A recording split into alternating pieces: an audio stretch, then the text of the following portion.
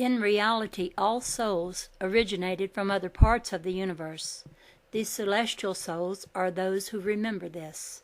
Today, most of these celestial souls are common people, live in ordinary lives. They have embodied in ordinary situations because this is part of a celestial plan, the plan designed for Earth's transition into the age of Aquarius.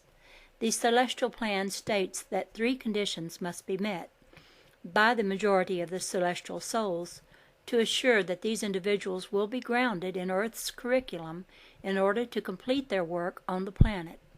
These 3 conditions are: number 1, most of the souls will be born into families that are of either middle or lower economic class. This assures that each individual is raised in an environment that teaches the pain, struggle, and joys of humanity.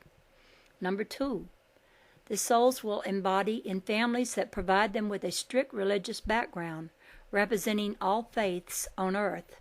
When each begins to mature, the individual will find himself or herself turning his or her back on the organizational structure and human-made rules of the religious institutions, but not on the beautiful spiritual truths that make up the foundation of each religion. This cannot be stopped, for as the individual grows to become a thinking human being, the soul's light awakens within the person a deeper memory and truth.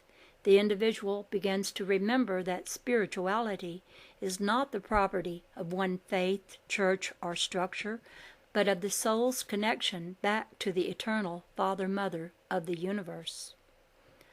Number 3, each individual will have a crisis to awaken the souls. Without such an experience, the human ego and even the soul can get too complacent and caught up in the physical illusion of the third-dimensional plane. The crisis, however, causes emotional pain and forces the individual to go inward for answers, instead of keeping the person's identity wrapped up in the Maya that traps the 5 senses.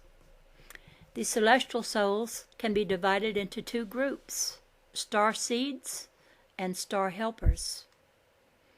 The star seeds, destined to awaken fully, are beginning to move into leadership positions that will help the world and humanity evolve spiritually. Some even comprise the membership of the 144,000 written about in the book of Revelation. All precede the return of the Most Radiant One. Their main purpose is to hold the light for the world until humanity's consciousness is raised to a point high enough to stabilize the world and embrace the darkness all around. These souls understand oneness and know that all is and can be transmuted in the light.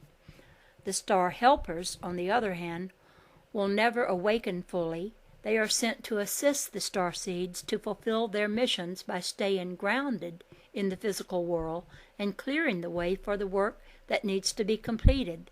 They often assist in stressful situations by taking care of the many mundane details that need to be attended to in the physical world, thus freeing the star seeds to complete their more spiritual work.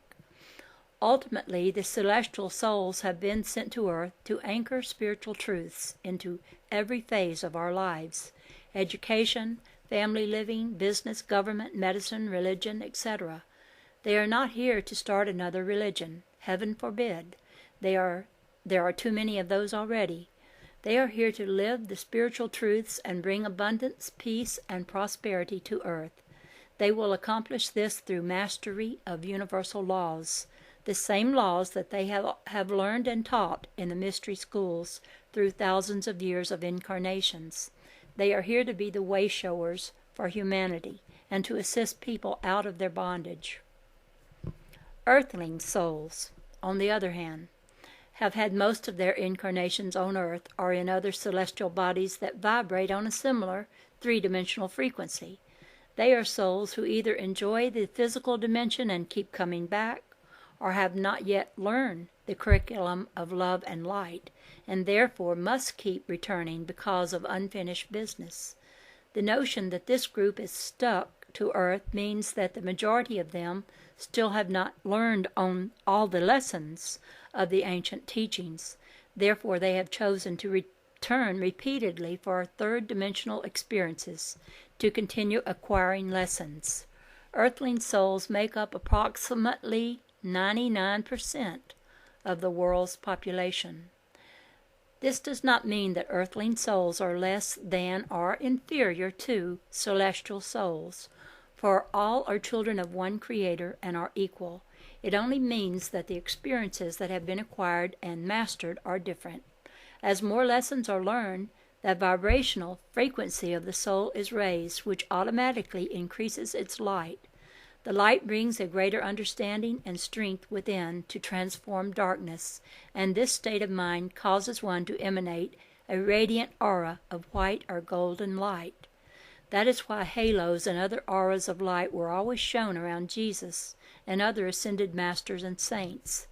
Their physical, mental, and emotional bodies were so pure that they had transformed the dark energies and consequently radiated this tremendous force field of light. Their shields were up, making it nearly impossible for forces of darkness to tempt them and diminish their light.